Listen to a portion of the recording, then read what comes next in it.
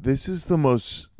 I'm going to say it right now. This is episode 28. This is the most special episode for me because I am interviewing the man who, when I even had a unpopped popcorn kernel of this idea of doing a show about my efforts to become good at stand-up.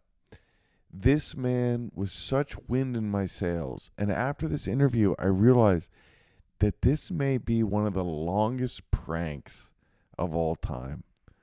I think this sick fuck knew what I was getting into and was just sending me down a river of pain.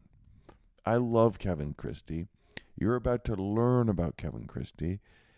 And it makes me more happy than I think even, I don't tell my children this, but like it rivals their birth because there's so few people who know about this man who I find to have one of the most fascinating brains of all time. And he just happens to be the favorite stand-up of so many of the most famous stand-up comedians in the world. He also is a pillar of the Comedy Store, in Los Angeles. He's been doing stand-up for 20 years. He's toured for people like Whitney Cummings and Mark Maron's. We met in 2008 on a show, which you're going to hear about. My friend, Kevin Christy, for the next hour and 45 minutes, is going to blow your hair clean back. Please enjoy.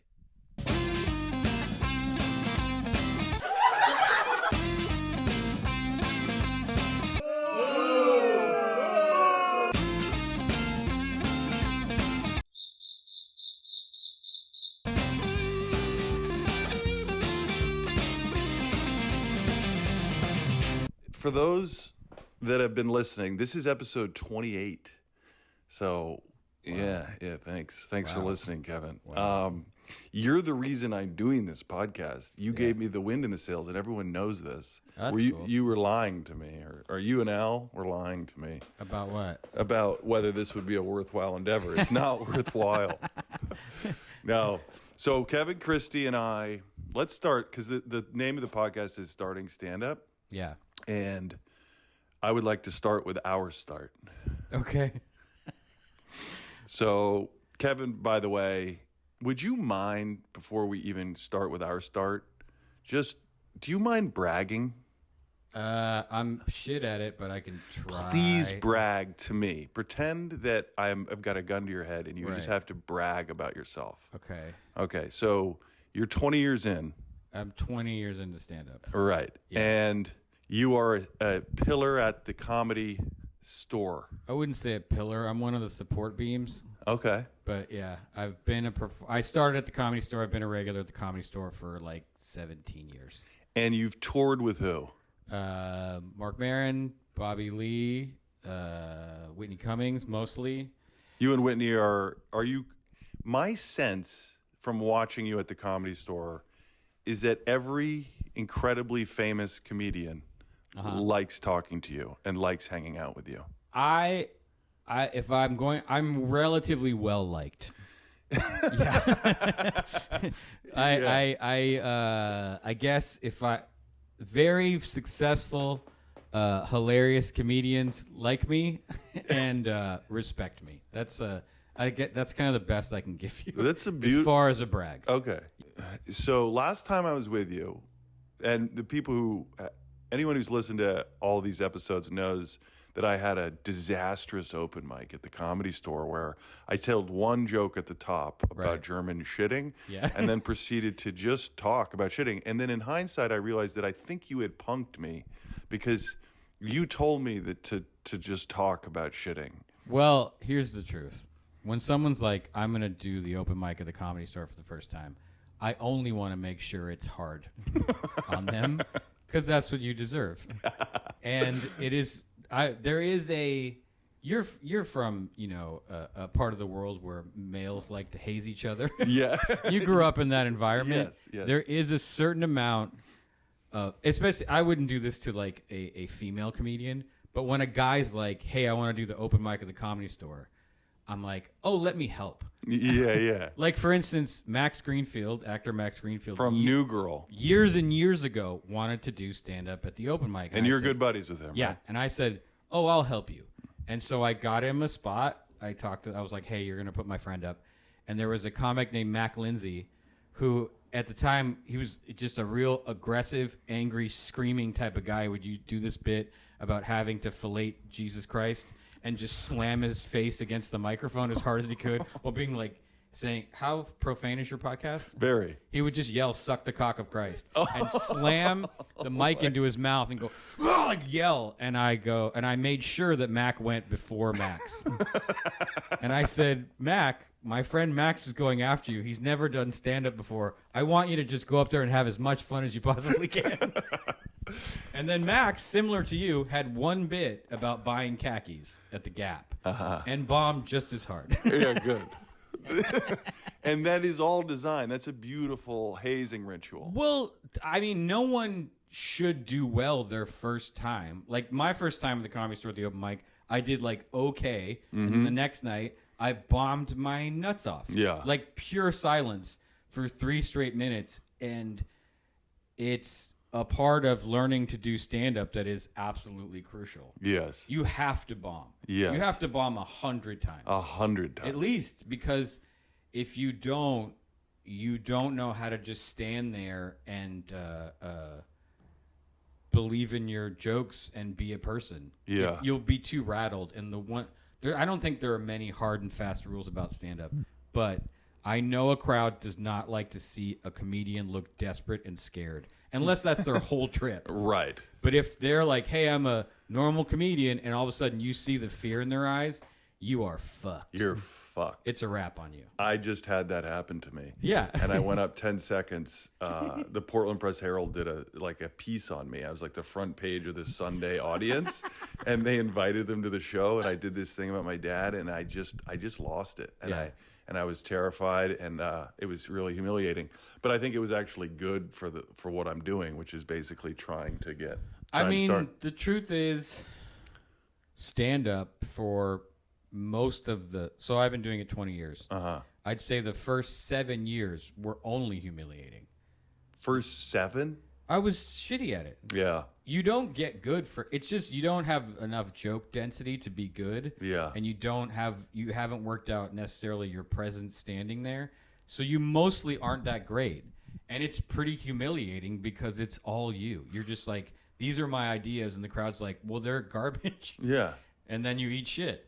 Okay, so we're gonna get it. We're gonna put a pin in this right here. Okay. Because I love it, but we have to go back to our start. Okay. Because people want to know. We met on a sparsely watched web series that premiered on NBC, mostly because there was a giant strike. Now, what I find interesting, I know I lived in an apartment, so that was before 2000. And you played kind of an odd duck, and I was like, yeah, contrast to my normal casting, I played a dork. They really took a leap over there. You're going to see a picture of Kevin. You recognize him from what would you say the number of commercials that you've been in your life? I don't really count anymore, but I know it's over 90. You've been in over 90 commercials. Yeah. Your income streams are stand-up, commercials. Stand-up, commercials, fine art, and some commercial artwork, and some acting. Yeah. Some writing. I have invaded Kevin's personal space, and I'm currently in his studio, and there's beautiful art. Studio is French for garage. Is that? This is a garage. One of the greatest Simpsons jokes ever. He goes like, "Ooh, garage. You speak French." He goes, "What do you call it?" He goes, "Car hole." A car hole.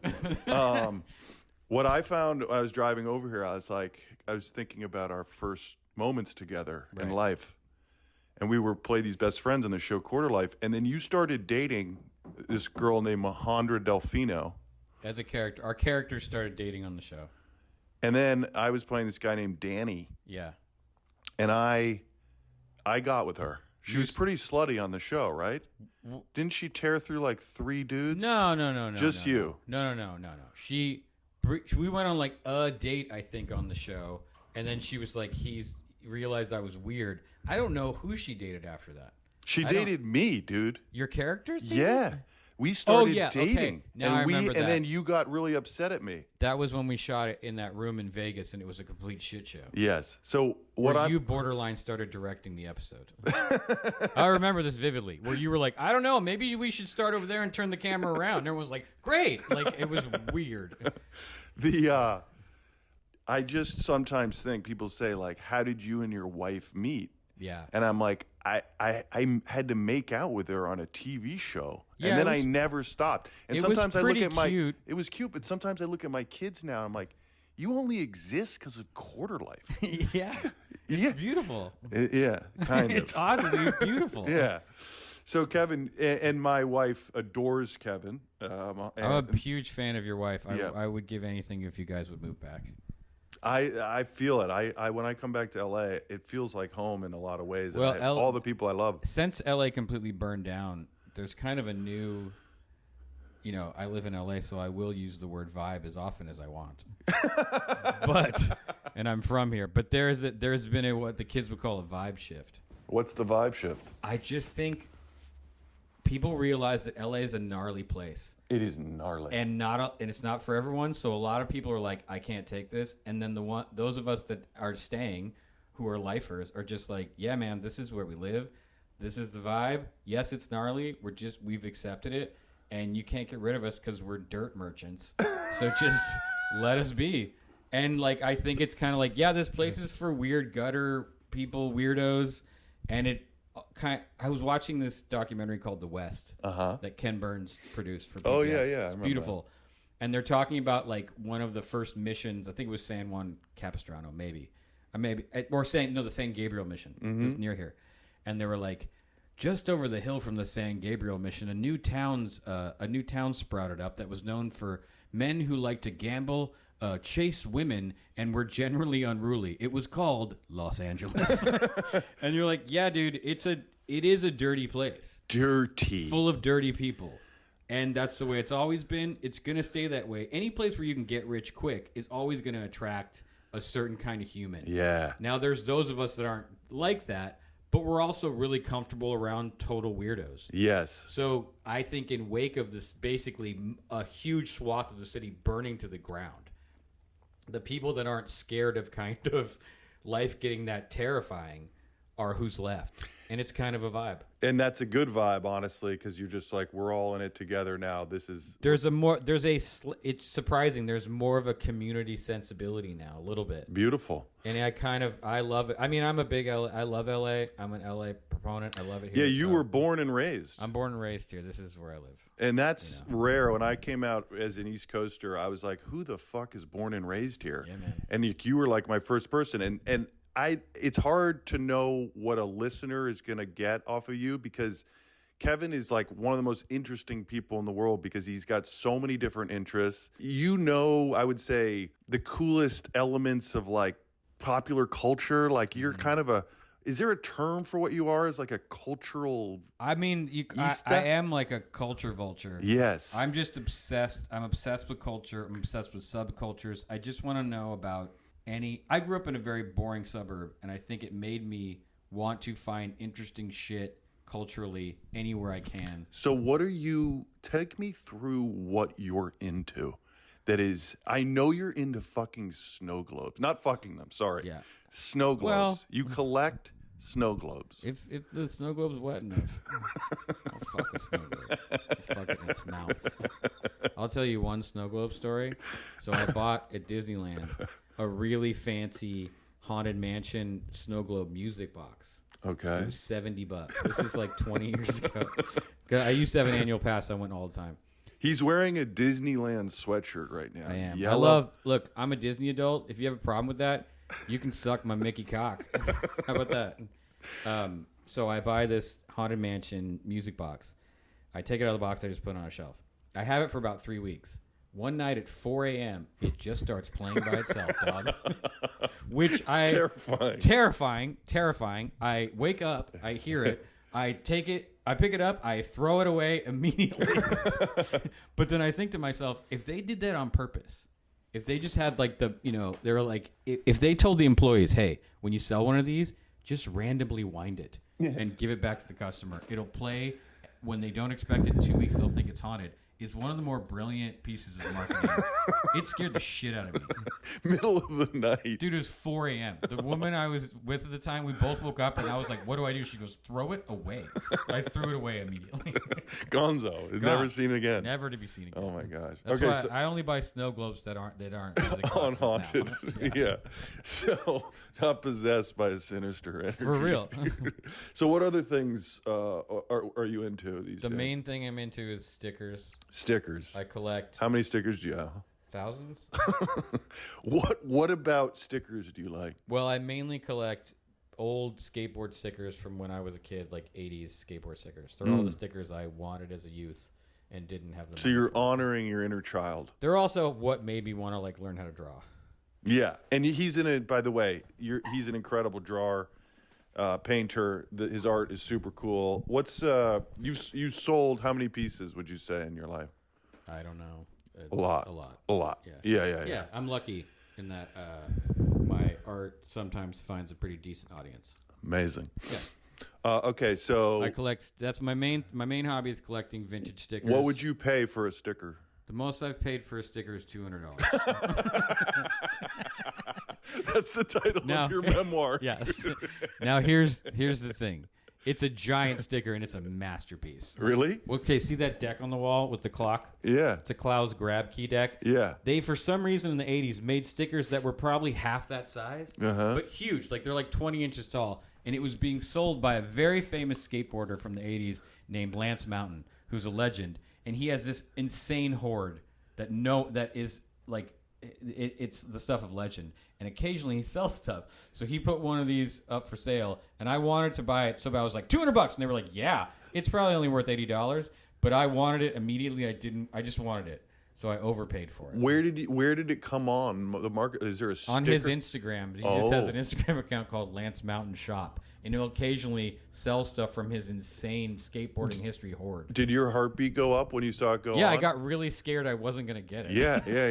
Panicking about not getting the sticker. Well, then I bought another one. Like I have that disorder where like if I see something, I buy it. I'm like, because I want it. Then I get scared that it'll get like discontinued, so I have to buy a second one for safety, which is stupid. Okay, so is it like you get excited, you get the feeling of peace that you bought one, then you get a little tickle of like, I need to make this safer. Yeah. You buy the second one, and then do you have self-loathing? No, I never regret having more of a sticker. Because I sit there. It's like I really think that like I don't know if you have Costco where you live. They just opened one in Scarborough, Maine, and I'm obsessed. Well, it's like rich people behavior for the middle class. Yeah. Because you're just like, see how many paper towels I have? So I feel the same way about like collecting sort of cheap things like stickers, where I'm just like, I put them all in a photo album, and I'll turn to a page and say there's a small version of that clock graphic, right? Yeah. I have like 25. And I really love that I have 25 of them. Because they come in two colors, red and blue. And I just have a page of them, and I'm just like, I have so many of them. And because I love it. It's my favorite skate graphic. So just the more I have of it. If I like a sticker and I can have so many of them, I don't even feel the slightest pinch of regret. Yeah. I look at it, and I just think, I have so many. Are there animals in your garage? No, that's that would be a workman that my Should neighbor... we bring him on the pod? He's on it anyways, dog. He is on it. If you hear a scraping... Hey guys, we're going to take a moment. This episode is brought to you by Kevin's neighbor. Seems to be sawing or sanding. That would be a handyman. My neighbor, I'm convinced, hires handyman to have people to talk to. Aw. God bless her. That makes me sad. Old age is incredibly sad. It is indeed. Yeah. That's my stand-up is all about my dad like going. And Anyway, so yeah, my opening line is, anyone else's dad about to die? Jesus Christ. Your dad hasn't died yet, you pussy? I know. Kevin, I don't even, we're not going to go there. We're not going to go there. Are you going to know where the body is right away? That's cool. Kevin is not kidding. His dad went missing, and we didn't know where the body was. And I remember driving up with Mahandra. Oh, yeah. Hungover. She put me in the trunk of her car, and I was so hungover. And we were like, that's how I knew you guys were dating, because I didn't know. You guys, it was still a secret. Yeah. And she drove you to my dad's funeral in the trunk of her car. Yeah. And I was like, this is not normal. That she would need to bring him to this. Yeah, well, she was telling me what was important in life, because I woke up with a raging nausea headache. And she was like, is Kevin your friend? I was like, 100%. I love Kevin. He's like, then get in the fucking trunk and take a nap. We're driving to his poor father's funeral. So you understand why I love your wife. She is a legend. She is a legend. She is as loyal as they come. Yeah. Okay, so we were distracted, but so the stickers. So there's another thing that you're known for is watches, and I do love a wristwatch. And my sense is that a lot of these stand-ups who are completely loaded, love talking to you about what watch they should buy. They do come to me. Tell me who are some of the people that you've advised on their watch purchases. I have mostly advised Tom Segura. Segura, for those who is one of the most famous stand-ups in the world. Yeah, Tom. Well, I'm really close friends with this comic named Dean Del Rey, who I met because of watches. Okay. He was at the Comedy Store, and he noticed my watch, and I noticed his. But Segura is the guy who texts me the most about watches he wants to get, and he's my favorite because he buys them. He loves a watch. I get a lot of guys who are like, hey, I think I want to get this watch, and then I tell him where to go. I send him to a guy, and they don't buy it. The beauty of Tom is I can send him something almost as a joke because it's so expensive, and then he'll be like, I got it. And I'm like, fuck yeah, dude. How many watches do you own? I don't have many now. I only have like 5. You do sell them? Yeah. You got it. Yeah, because my dog needed surgery. Oh. My dog needed a lot of health. Well, that's why watches, especially for those who are listening, like I think you could run a watch consulting business. There's a lot of those, and they are. Yeah, and the truth is, I like watches a lot, but the reason I'll like a watch or I'll pick a watch is because usually I'll see someone I really admire or respect wearing it. Like the reason I always wanted a Rolex was because it's what Robert Redford wears in All the President's Men. Yes. And I was like, what kind of watch was that? It's a 1976-ish, or maybe before that. It's a Submariner 1680. Okay. It's just a really straight up normal dive watch of the time. Probably wasn't even terribly expensive. But I love that. It's my favorite movie, probably. Oh, All the President's Men. Yeah, I love that movie so much. I've seen it 200 times. Really? I'm obsessed with it. I haven't seen it once. Oh, dude, it's perfect. You love it so much, you won't be able to handle it. Okay. And he wears that watch. So that's like Paul Newman, like a watch like he wore, or like Francis Bacon wore a Rolex. So same with Hunter Thompson. And that's what did Hunter he wore a Coke GMT. A Coke GMT? Yeah, Coke bezel GMT. So the bezel's red and black. I've seen that. I was obsessed with Hunter Gabberduth has a Pepsi. What? Your friend. Gabberduth? Gabberduth. David Knuth? Yeah. He wore gabardine pants, so we started calling him Gabberduth. Yeah, Gabberduth. That's amazing. He has a Pepsi GMT, so the Coke is red and black. Supposed to. Do you have a photographic memory with people's watches that they wear? I tend to notice. I'm always looking at what people wear. You have an incredible memory, right? Like, do you forget things? I don't. Yeah, I mean, I don't remember most of my childhood. Most of my memories. You're basically completely repressed. Yeah. Who knows who touched me? Who knows? I could have been a real open manhole for those early years. Wait, so let's switch into the darkness. The reputation of comedians as being just like soulless, dark, and fucked up, which I don't think is true. It's mostly true. You think so? It's a lot. It's a lot of digestion of damage. Yeah, but doesn't, because I remember Al Madrigal was a mutual friend, and Al's another very accomplished stand-up. And Al said, one of the greatest... that was you who said it. It's like getting the poison out. Yeah. And I've used that line. Let's talk about that. Somebody, my friend Claudia Lano, said something where she said, stand-ups want to control the way they're made fun of. And so you're talking about a person that is made fun of. Like I was, as a young person, I was made fun of constantly. What were you made fun of for? Just for being nerdy and weird. And was it like 80s villain just classic douchebags? 80s. Yeah, just classic 80s. Guys, like push you in the back, like whack your books down, dude? Yeah, totally. And what did you feel when that breaks my fucking heart? I felt the word, you feel what everyone feels. You feel like just this powerless weakness, and you're like, how can I get this to stop? And if you become the funny guy, I got out of it in 2 ways. I'm lucky in that I was able to get out of it in 2 ways. What high school is this? Crescenta Valley High School. Burn it to the ground. Burn it to the fucking ground. It still exists? Yeah, it's actually a great high school now. Okay. But when I was there, I hated it more than How many kids? Probably.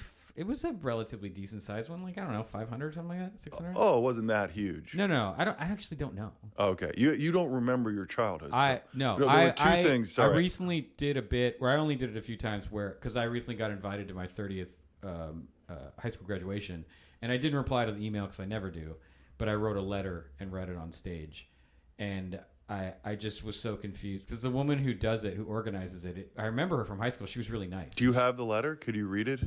No, it's in the house. But It was mostly just like, I don't understand. I was worried that she has like actual Stockholm syndrome. That why would you identify with people, like help them plan a party to show off their alcoholism? These people were such assholes. The high school was just filled with assholes. It was just a classic 80s douchebag kind of situation. Just a white suburb full of dickheads. What town? La Crescenta. Again, La Crescenta. It's a lovely town. Yeah. My dad was a school teacher there. It was a lovely town. But it was that like top down dickhead mentality. It was basically like trickle down cruelty. You know what I mean? And Dad it was sucked. Yeah, just like, I mean, if you wanted to cure mental health in America, you should just ban football at every high school in the country, because it's just like they just let those people run wild and torture anyone who's not like them. And because I don't know how much money a high school football team makes per year, probably about $40,000. But so it's a part of the culture of America, and so all the athletes just get to treat everyone like they're absolute garbage, and it's awful. It's awful. So the way that I got around it was by being funny. I could make everybody laugh. And then I got out of it by drawing shit for assholes. You mean they would be like, hey, man, will you draw my girlfriend for me? Like a bunch of guys on the football team were volunteer firemen. And so I drew some T-shirt design of like a bear in a fireman's outfit breaking through a wall. Like shit like that. I did stuff like that to get them to kind of leave me alone more. So I didn't get it nearly as bad as a lot of people. Did you have a friend group of like quote-unquote nerds? Well, Steve Howie. Steve Howie is an actor. If you don't know him, he was on Reba. He was on Shameless. You're currently testing against him for a part. Yeah, he's a competitor of mine. Yeah, you guys are you're both tall and very handsome and funny.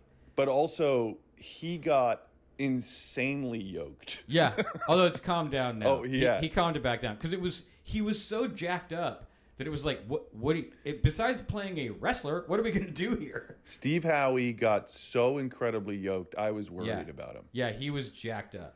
Yeah. But now he's just in incredible shape. Okay.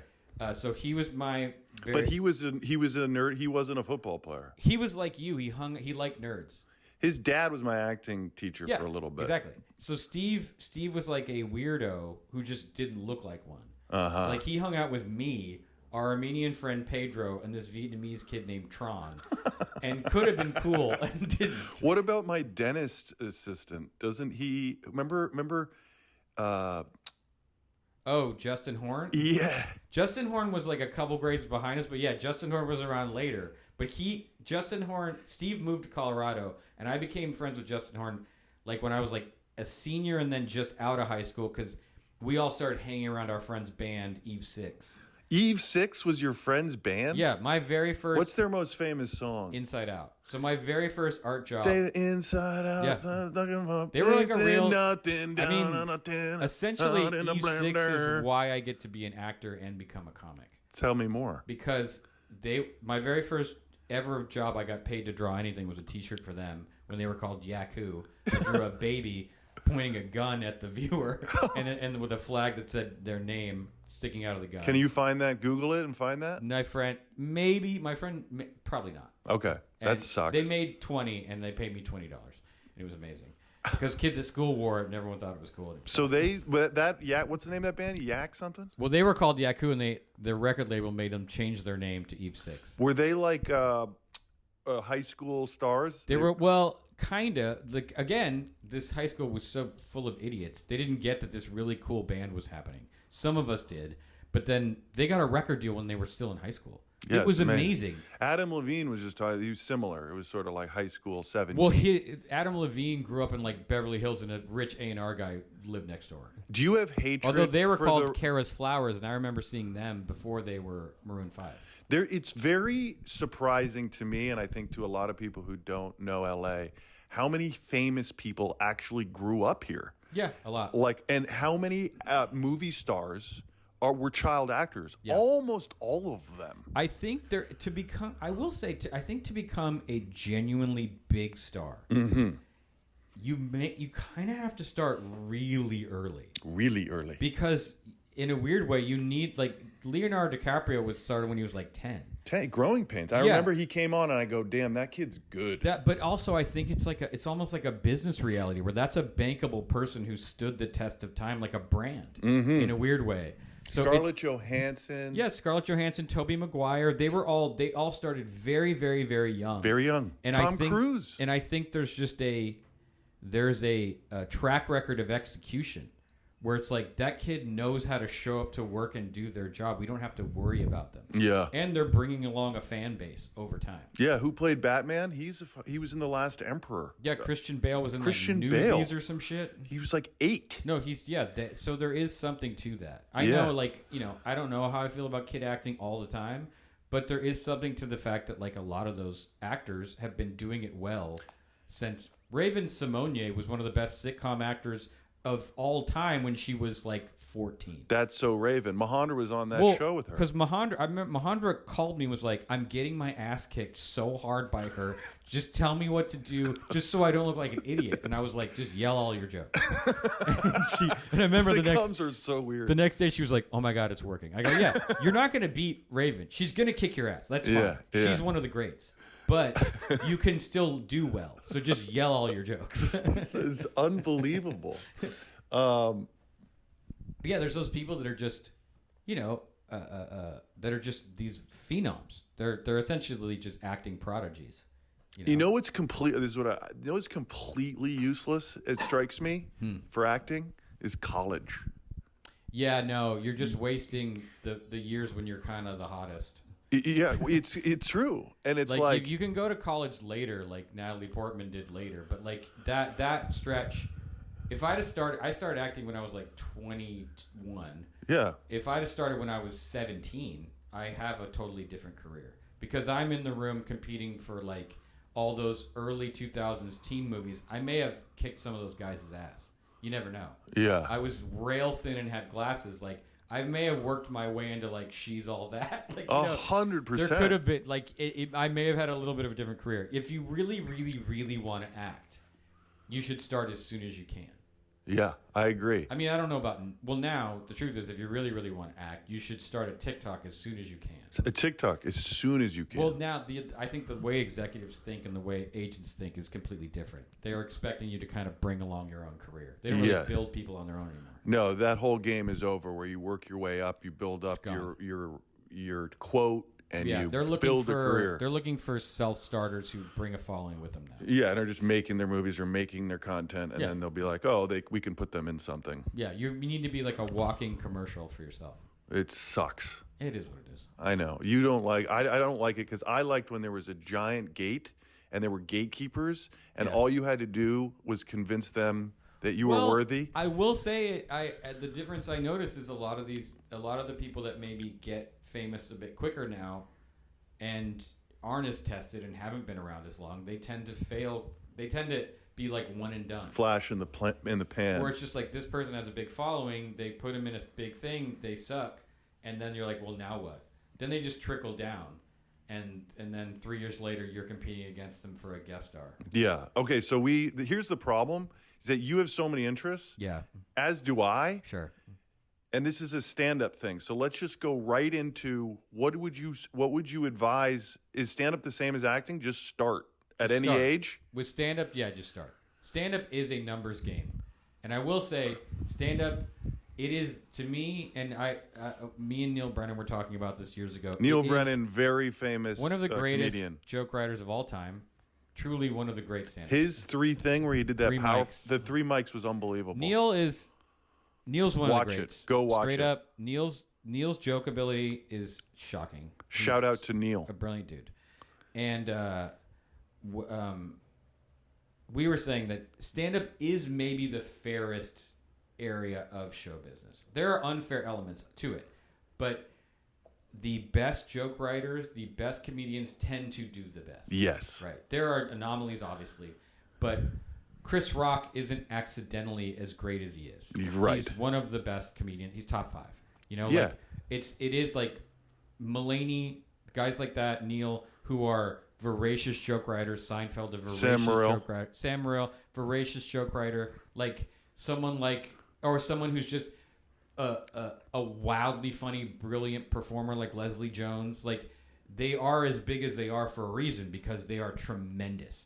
And when you see them live, you're just like the room shakes. The room shakes. Yeah, and there are people that may not be household names like Earthquake or someone like that. Earthquake crushes so hard. You don't know what to do. I have no idea who that is. Exactly. You don't know who Earthquake crushes so hard, and if you had to go after him, you'd run home. Like I would, if I had to follow Earthquake, I'd be like, "Fucking goddamn." Same with Leslie. I've had to follow Leslie. I'm just like, "God damn it." I don't know Leslie's work. Leslie Jones. She was on SNL. She is. Neil said about her. Leslie Jones brings a towel on stage because she uses it. Like she crushes so hard you can't believe it. Yeah. I mean, literally, the room. What is the towel joke? I don't get that. But she's so physical that she sweats. Like she she's needs a towel. very physical. Yeah, she just murders so hard. The room heats up. People are laughing so hard the room heats up from their fucking breath. You don't like watching stand-ups. No, I hate it. It's awful mostly. So how do you know that Leslie's so I'll good? watch Leslie. You watch the best. Well, someone like that, you're like, you can't. Why wouldn't you want to watch that? Okay. So You know there are exceptions. Like, I think you and I both probably fall victim to a Roger Federer warming up YouTube video. I've watched thousands of hours. Yeah, he'll of just Roger Federer. to watch him warm up. Yeah. It's like, so in slow-mo. If I'm at the store and Leslie's on the lineup, I'll watch Leslie or something. I'll Yeah, watch yeah. anyone like that because you're like, you're gonna see her do at least one thing that's absolutely extraordinary. Yeah. And kill so hard. You'll watch someone. When someone like that is on, I like to watch the crowd more because you'll watch someone who's laughing so hard they're gonna barf or they can't breathe, and you're like, this person's gonna remember this the rest of their life. It's so beautiful. Yeah, it's really beautiful, and you're like, they're gonna talk about the time they saw Leslie Jones at the Comedy Store the rest of their life.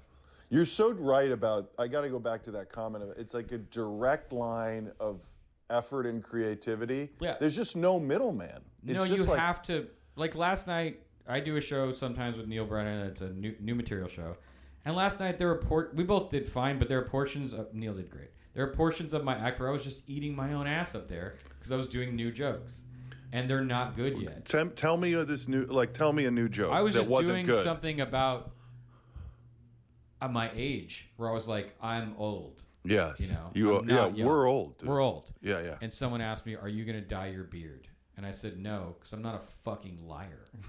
Yeah, I like that. And also, I don't want people to think I'm younger than I am, because I don't want you to invite me to your young shit. Yeah, I don't want, like, first of all, if you're like, hey, we're meeting for drinks at 9:45. No. Kevin Tai, it's 9 time. I have an old dog on steroids who it makes him drink a lot of water, so he wakes me up at 6:35 a.m. to piss. Otherwise, I gotta mop up a river of piss in my own home, which I don't want to do. Yeah. So, like, I'm not staying. How old are you, 50? 48. So I don't want to stay up. I don't want to go to your young people shit. Also, I don't want to ruin your hang. Where you're having the time of your life on goofballs at Coachella. You turn around and a guy who looks like your dad's accountant sitting there like, what are we doing? We vibing? Where are we going after this? Like, I don't belong there. And so you say this run, and is it kind of laughs? I get like spikes of laughter here and there, but it's disorganized. The way I did it just now sounded slightly more organized than it did last night. Okay, but here's what I've noticed. Like, I was watching Mark Norman. I paid like $2 for this video, and he was just working on a joke, and it was just like a 12-minute documentary as he tried to make this joke work. And of course, my memory is terrible, so I don't know what the joke was. Right. But it struck me. He's like, it wasn't working. It wasn't working. Every single time he did the joke that wasn't working was a bigger laugh than I've ever gotten. Sure. So your sensitivity to laughs once you get good and you're a professional must be different than mine. Like, it's like he's getting laughs, but he says it's not working. There's Neil calls them earners. Okay. When a joke's good, it's an earner. Like, you know it's going to do well every time. Whereas sometimes the energy of the crowd can give you a false laugh for a joke that's not actually that great. And you know that in the moment? Tell. Yeah, because I can tell based on how the other jokes do. Uh-huh. So a joke, you can kind of joke you've done a number of times. You can gauge how a new joke is doing based on how that joke does. So if that joke, if a tried and true joke murders really, really hard, you're maybe going to get some grace on a newer thing that's not actually that great yet. I see. So if you get a normal middle laugh on a very reliable joke, yeah, then there's more integrity for the rest of the new stuff. Yeah, they're not giving you anything you don't deserve. Right. You know, and then if a new joke does. Also, there's a lot of juice behind a new joke when you do it. Your eyes are a lot more present. Whereas yes. When I'm telling a joke I've done 50 times, I got to be careful not to go completely dead. But your vibe on stage when I saw you on the Comedy Store, and Kevin was fantastic, but it was so. Talk about jokes per minute. Talk about joke density. I try to not give the audience any room. No room, yeah. and you didn't. But it was so clean. But you have a kind of. I mean, your persona. I would say there is a sort of sizzling rage underneath. Yeah. There's like a. Remember that movie Falling Down? Yes. With Michael Douglas. Douglas. I've always really identified with that movie. Yeah, but you're the sweetest, nicest, kindest, like very loyal, caring friend. Yeah. Who's also. I'm your neighbor. You're also have a nihilism. I'm your next door neighbor, and you just didn't see the murder coming. No, you're a sweetheart. But it's you're. Yeah, you obviously have a dark sense of humor. Do all stand-ups have a dark sense of humor? In my experience, yes. Yes. I've met very few. There's a few that are just very optimistic and they're light because of whatever, I don't know. But most comics, the reason I love being around comics is you can say something insanely dark. And no one's like, hey, what the fuck? Like, they're just like, yeah. No one gets rattled. No one gets rattled. You can say insane things to each other. Who would be surprising as someone who is funnier in person than they are on stage? Does anyone? Does that make sense? I'd be careful to say that because it makes it seem like they're not good on stage. Yeah. Maybe. But I will say, Bobby Lee, who murders, by the way. Bobby Lee, I saw, hasn't changed his act in how many years? Oh, I don't know. I haven't watched his act in detail in a long time. He's got new stuff now. Oh, he does. But Bobby murders harder than almost anyone. Bobby is a fucking great comedian. I will say, off stage, though, he's a much more esoteric thinker than you would maybe guess by watching his stand-up. His stand-up is a lot about him and his family and things like that. But Bobby is a genuine eccentric, and he really... There's a bird in your garage. I have these birds have built nests in here, and I'm really into it. You love it. Oh, he can't get out. Hold on. You're their friend. 1 sec. Yeah. By the way, I'm not editing this interview, so it's just going to all be in. Oh, he's trying to get out, but yeah, he'll get out. Yeah, I opened the door for you. Fly free, little birdie. Get out, my friend. I love you. We love you. Yeah, they build nests in here, and I'm so into it. Yeah, it's great. It's nice. My grandfather he's out. had this giant bird cage that he could like walk into in his backyard. Yeah. And he had finches, and he would just walk in there and feed them every day. And they would just flutter around him? They just flutter around him. Your uncle? My grandfather. Oh, no way. Yeah. Anyways, shout out to Kevin's grandfather. Shout out to Gordon Christy. Gordon Christy. Dead like everyone else. So, but Bobby's a real, like, Bobby has it probably as broad a kind of menu of interests as I do. He's into all kinds of amazing shit. Like, he'll turn me on to a kind of music he's turned me on to this genre of music called cozy synth. It's like synthesizer music, but like makes you feel like you're like quiet, all wrapped in a blanket. Oh, like, really? It's literally like calms you down and makes you feel like cute, like you're in a cottage. Will you send me a link? I'll play a little right at this moment.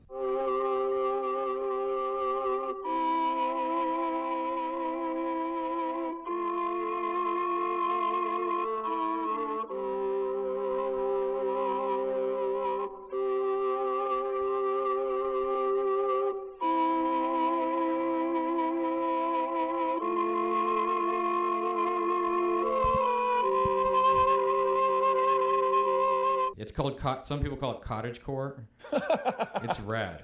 That's It sick. sounds like the background music of a Japanese video game where you just build a farm. Yeah. Yeah, I have a friend who's addicted to the farming video game. Yeah, He just builds farm. Sure, it got all day. Marcel through COVID. Oh yeah, just build a farm. She just built a garden, whatever it was called, Animal Crossing. Oh, Animal Crossing, yeah. Amazing. And by the way, I could just watch her play it. It was so soothing. The watching a video game thing, I criticized so deeply with my son, and then I just stand there for 10 minutes watching someone play Minecraft. And I'm like, what am I doing? Look, It sucks you in. that's why I can't play them. They're too good. No, it's all too good. I throw stay my life away. away. I do too. I don't know how. Right now, and we can talk about this because we both love tennis. Yeah. I just put like ATP 250 tournaments on, like early rounds. Yeah, two kids just you don't. on. I'll watch a Stanford match. I'll watch a Stanford match with almost no spectators, and these two kids are absolutely. There's something about college where they play maniacally because there's like nothing to lose. They only have to gain. Yeah. And they're only going to win and get noticed if they are playing. There's no like, oh, I better play it safe. Yeah. These kids are playing 100,000% and screaming the entire time. And there's no one there. There's no one there. Absolutely no And one. they're cheating. Yeah, they're just lying, calling foot faults. And when I was on the tennis team in high school, and I played doubles because we were a very bad team. So they were devoted to doubles. It was the only way we could maybe win. Yeah. And my partner one time called a foot fault from the baseline on the other team, and I was like, dude, come on. He was 80 feet away. Full 80 feet away, called a fucking foot fault. In the middle of a match, we were losing by a mile. And I was like, homie. Like, come on. Yeah. Tennis brings out, it's my one knock on the beautiful sport, is it just like people fucking cheat. Oh, that's why I never play for points. Yeah. If you're playing tennis with me, we're gonna rally for an hour and go home because I'll start cheating. I'm the least competitive person I know, and I'm like, I'll fucking lie about a serve. I'll lie about a serve in a game I'm losing by a lot. There's something about it. It's like the original room at the Comedy Store. You're in the dark, so you can be your worst version, and like that. The reason my act is so tight is because I hate dealing with hecklers. So I just don't give them any space. Yeah, you hate hecklers. When I first started at the store, it was a free-for-all. So I had to deal with a lot of heck because I had a shitty act. So I'd have these gaps with no laughs that just begged people to yell out at me, you're fucking awful or whatever. And so that's why I developed this. And I heard Rock say it. He's like, the tighter Chris Rock? Yeah, he goes, the tighter my act gets, the less I deal with people talking. So how long are you, when you say you and Neil do a weekly new joke? Well, he doesn't live in California Why? anymore, so he moved to Hawaii for sanity, because why would, if you could. So he's not a part of the LA vibe shift? Not as much. I mean, he comes here a lot, though. He does, yeah. But he's here now. And so, so we do it. It's more like every couple months. Are you going to the Comedy Store tonight? No, I'll be there Saturday and Sunday. Saturday, Sunday? Yeah. Saturday night, it's a good show? Yeah. That's all the tours. Friday, Saturdays. I mean, to be honest, most nights at the Comedy Store are good. Yeah, it's all the tours. It's like the most famous. What are the two most famous in LA? The Improv? The Improv and Comedy Store. Yeah, and they still are? Yeah. Is that the best? Now, I've been hanging out at the Comedy Cellar in New York. Yeah. And hanging out, seeing so many shows. Is there a rivalry, LA, New York? No, I mean, here's the truth. For some reason, I don't know why, comics who aren't in LA love to talk about LA. LA comics, we never talk about other places. We just don't. And Yeah. I've cross-referenced this with every comic I know here. It's not a thing we think about. You can call us a bunch of narcissistic, up our own asses comics, fine. I know a lot of comics in New York. I'm interested in like hearing about how great someone is. I don't give a shit. I don't care. We never talk about it. But I never sit there but I'll see podcast after podcast with comics from other places be like, well, LA comics are like this. First of all, none of them are from here. So you're talking about a bunch of guys who moved here from Chicago or some shit. Yeah. But I never sit and talk about other clubs outside of LA with comics. Who are the LA comics? That's what I mean. That's the thing is there really aren't LA comics. I mean, what? Like Marin? Mark Maron? Like Neil Maron, Bill Burr. Bill Burr is Boston. Not really. He's been here forever. Ever. And he was in New York longer than that. Yeah. Like, he's an LA guy. He's a store guy. It's basically wherever you live is where you're the comic. Yeah, but every New York comic comes out to LA. I feel no rivalry for other cities. I like good comedians. I'm not like, oh, they're better than I don't care. Yeah. I don't give a shit. Like, it's not a thing I think about. Like, I'm really only concerned with how my act is doing and how my jokes are doing. Like, the truth is, most comics are trash. So as long as I'm decent, I don't have to worry about other comics. There's spots for you if you're a decent comic. So when a New York comic comes here and they're great, I'm like, great, hi. What this was the thing that's always been confusing to me about you. Because when you were doing stand-up during Quarter Life days, yeah, I'm like, what the fuck is he doing? Like, this seems miserable to, like, 3 times a week have to, like, put yourself out there and, like, try to be funny. Like, I didn't understand it at all. And I was just like, you felt like an alien to me. I couldn't, like, like a masochist. I always thought of jokes. And then not always. I started thinking of jokes when I was about 18. Okay. But they were like popsicle stick jokes, things like that. So I just started thinking of jokes for some reason. What's a popsicle stick joke? Like the first joke I ever thought of in my life, I was at Max Collins, the lead singer of Eve Six's house. I was 18. You're just dropping so much Eve Six. It literally is the crux of why I got to be in show business. Oh yeah, we actually, you said you were stand up because of Eve Six. Well, okay. I never. The reason is they were shooting a video for a movie called Teaching Mrs. Tingle, which Katie Holmes was in, and I wanted to see Katie Holmes in real life. Attaboy. Yeah, and so I went to the video shoot. She was so I was joking with friends like, I'm gonna talk to Katie Holmes. She was so stunning and tall in real life. I was like, I'm definitely not talking to Katie Holmes. I'm going to stay over here. So I just hung out by the cameras and was making people laugh because I'm annoying. And their manager was like, who are you? Who are you? And I was like, my name's Kevin. And then they were like, oh, Kevin does a lot of commercials. And he's like, what do you mean? He goes, how many commercials have we done? I was like, 10. And he goes, and how much time? I was like, 6 months. He goes, can you come to my office on Monday? Maybe, actually, I wasn't 18. I was like 20 when the thing happened. And he goes, can you come to my office on Monday? And I was like, okay, I'll come. Sure. Because I got into commercials from art school. Doesn't matter. But so he got me an agent, and that's how I started working as an actor. I see. So it was I had a commercial agent. It was the serendipity of being on Eve Six. It was basically making my friends laugh near their manager, a guy named Stu Sobel, who unfortunately isn't with us anymore, but he was this amazing dude. Shout out, Steve. Manager. Stu was the best. He was such a sweetheart, and I think he literally thought it was funny. I'm going to make this skinny nerd. I'm going to get this skinny dork on television. And how quickly after you signed with him did things start happening? I got the first 4 jobs I auditioned for.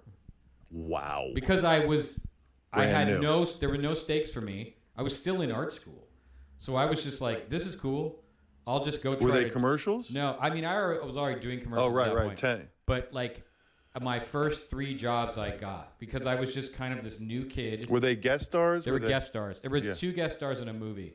And I was, again, actors are sometimes a little behind on style. So I was the only skinny hipster kid with the big kind of Buddy Holly glasses. You were on the tip of the spear of like, the nerd, the cool. Kind of cool nerd. Yeah. So like I walked, and you remain there. Sure, it's all I got. And so I walked in and they were just like, oh, perfect. Like it was a kind of right place at right time thing, and I was funny enough, and they were smallish parts, and I looked perfect, and I kind of just got hired to be myself. You were just a booking machine. Yeah, I got hired to be myself for like a decade. It was really easy. And when did you start doing stand up? When I was like. I was like 25-ish. There was a strike, and I was like, well. Oh, the big writer strike. No, it was an actor strike. Oh, it was. And so there just wasn't a lot to do, and I didn't like sitting around and doing nothing. And I just started at the same time randomly. I'd bought one of those like voice recorders at Radio Shack. Yeah. With the cassette tapes. Sure. And I would just walk around saying things into it. Really? Yeah, and I had done a commercial with Bobby Lee like when I was like 22. Oh, you met him that early, and he hadn't made it. No. He wasn't even on Mad TV yet. And then I ran into him at Amoeba, and I was like, I think I want to try stand-up. Amoeba Music. Amoeba Records, yeah. And I was like, I've been recording jokes in this thing. I want to try stand-up. And he was like, okay. And we met at a coffee shop, and he said, come to the Comedy Store this Monday and Tuesday, and I'll get you on the open mic.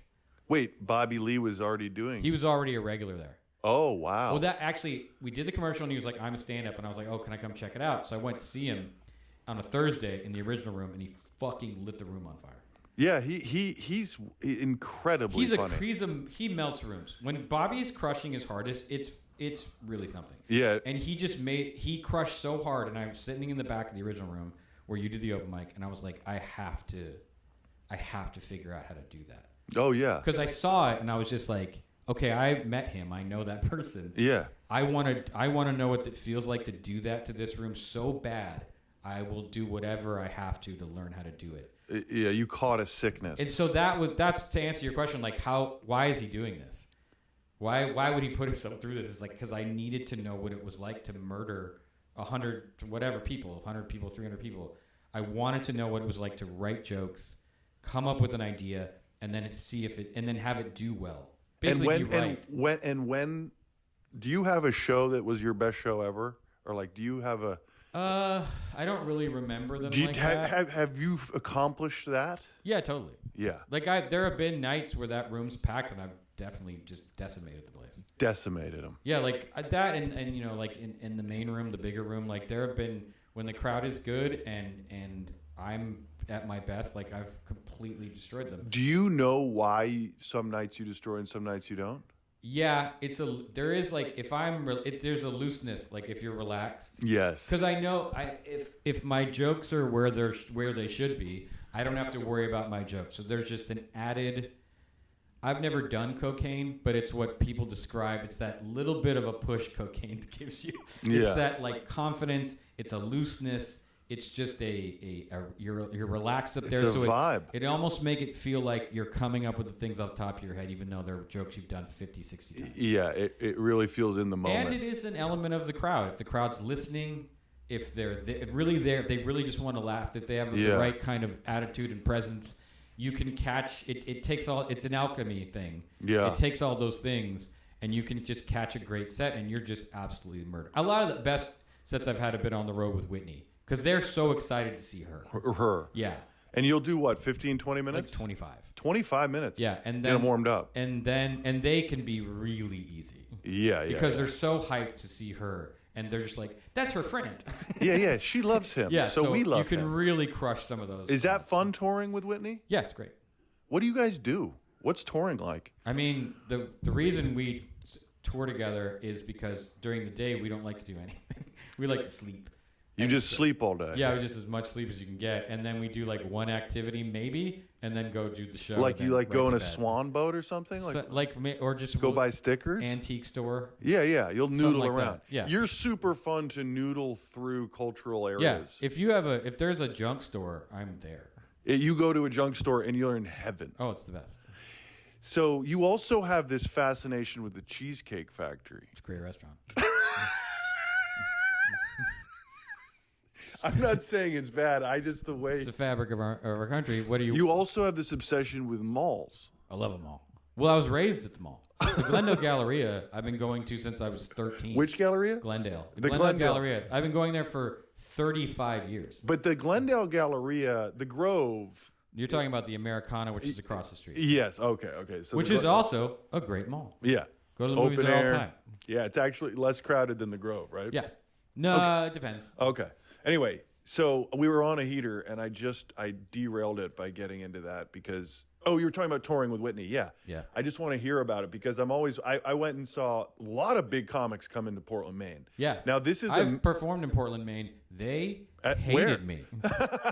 Some opera house. It was me and Whitney, and holy shit, they hated me. Really? They hated both of us. What? It was one of the rare. I mean, Whitney always murders, but it was like if she usually is a 10. It was like an 8, and she was like, "What the fuck is this? Like Maine? There's New England. There's something wrong there." I love that you're saying this. There is. I'll be honest. I don't love performing in Maine. That is amazing. Yeah.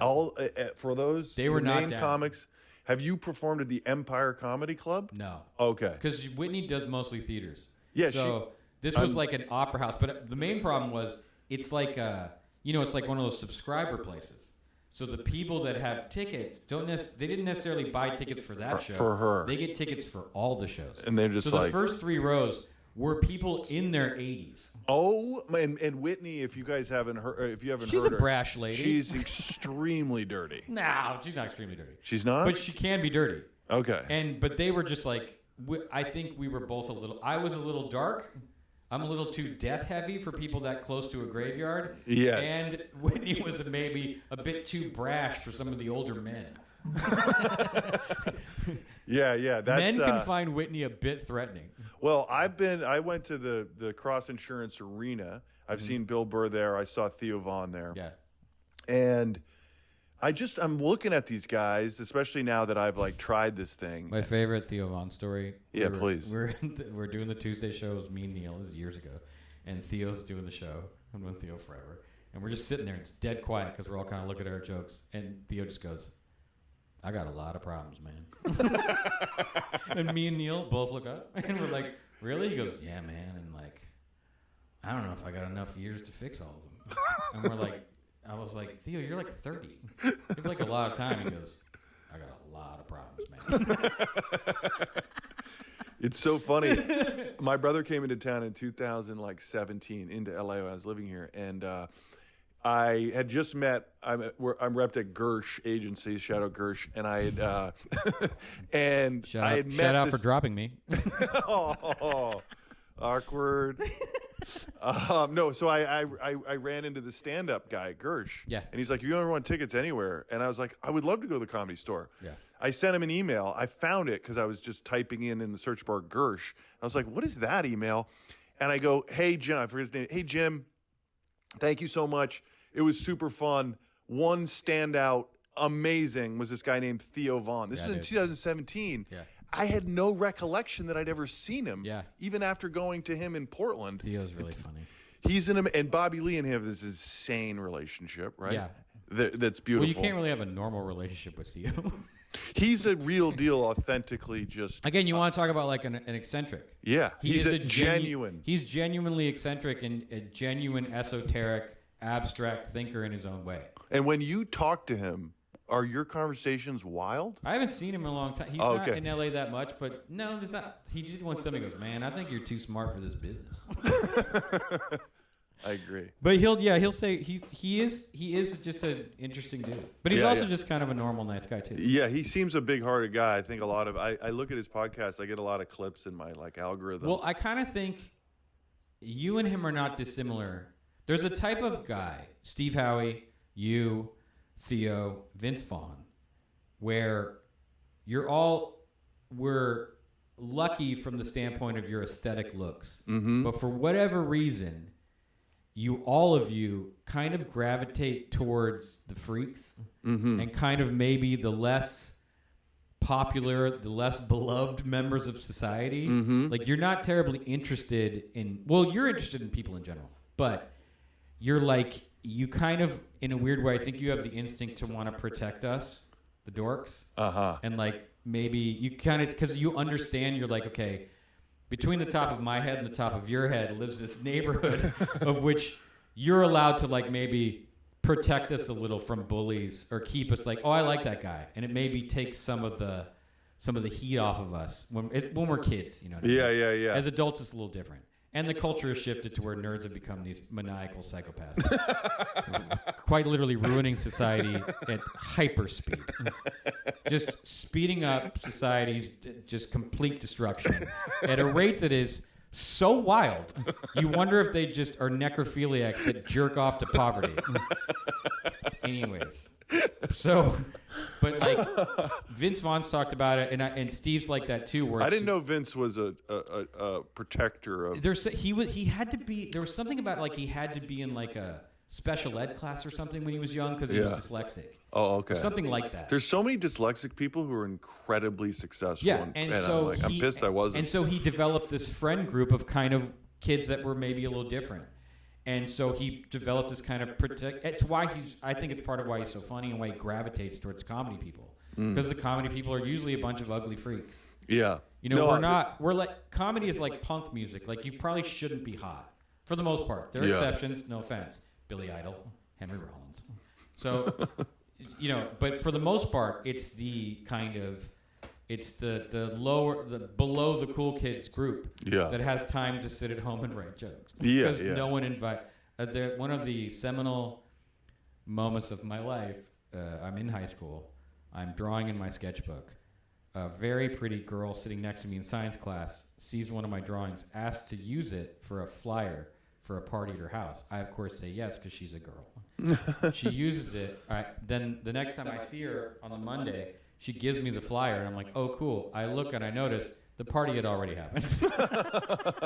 So I was good enough to draw the flyer, not good enough to go to the party. Oh. And I thought to myself, this is what your life's probably going to be, dog. Oh. Get used to her. Oh, dude.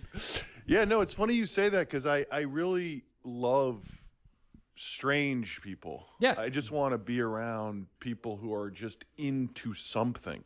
Yeah, I mean, I just find so many things fascinating because I was just kind of like an alone kid. I'm jealous. I mean, I think in a weird way, there's just so much out there. I remember when we started hanging out, I go, oh my God, like I think I need more of a fun hog. Like I need like, you know, whether it's at a certain phase, it was substances. Yeah. Like, let's just add substances to this and we're going to have even more fun. Well, I was always afraid of because you drugs. never drink. I was afraid of alcohol. And I was surrounded by so many bad drunks. I see. In my high school, the drunk kids were the worst bullies. Have you ever had a drink? Yeah. I've gotten drunk multiple times. I just don't love it. I kind of like edibles, but again, they make me eat too much. Yeah. So I've kind of stopped that. And I never got into real hard drugs. I didn't know, but all my friends were doing cocaine. They just didn't tell me or invite me. Again, so cool. Which is like nice, but also like, come on, bro. Yeah, dude. They were like, Kevin's annoying enough. We don't want to add an 8-ball to this. Can you imagine how much he's going to talk about snow globes? It will be relentless.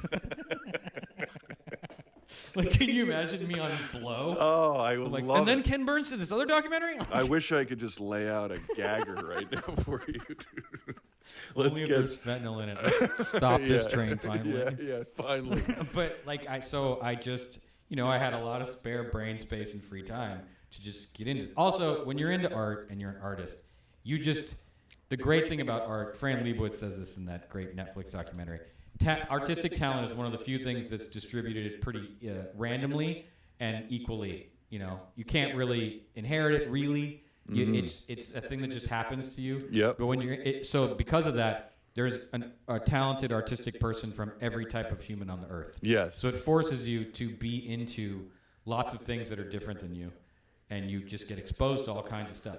Yeah, you have probably the most diverse amount of interests and people in your life, I would say. Especially you live in LA. There is my selling point to people in LA.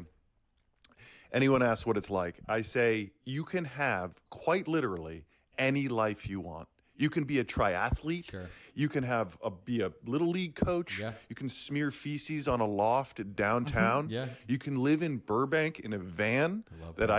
Burbank, I went there. I got off the plane from New Zealand. I was 32 hours without sleep. This is yesterday. I drove. You flew to Burbank? No, sorry. I landed in LAX, and my job hunting was at Universal. Okay. So I was like, I just want to stay near there. And so I just drove to Burbank. Yeah. And at 7 a.m. Burbank, it was so fucking dark, dude. the misery that I was like, that was like the creatures. To me, Burbank is a paradise.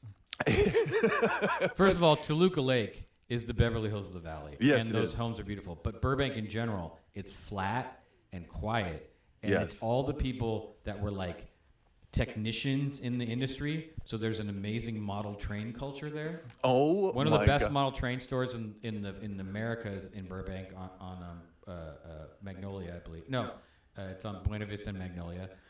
Also, one of the most amazing things I've ever been to. My teacher at Art Center, Jason Hawley, told me there's a bunch of people that would get together once a month in a gym in Burbank to fly their rubber band planes around the gym. Oh. These are balsa wood rubber band planes that are so lightweight, the propeller moves like this fast. Whoosh, whoosh, because they're so light. Yeah. And they have contests, so they go to their practice. And I went there and I sat in a gym and I watched a bunch of adult men in their 50s who worked in like aeronautics fly these masterpieces around a gym, and it was one of the greatest things I've ever seen. You're loving it. And then they have radio controlled time, so all the people they stop with the rubber band ones, and these guys fly their radio controlled ones. There's a giant fishing pole in case one gets caught in the ceiling, which happens. And I remember the next time I was in class, and I was like, dude, that was so amazing. Someone should do a documentary. And I remember my teacher goes, or maybe we should just leave him alone. And I was like, yeah, leave him alone. Because you're probably going to find something you didn't want to find.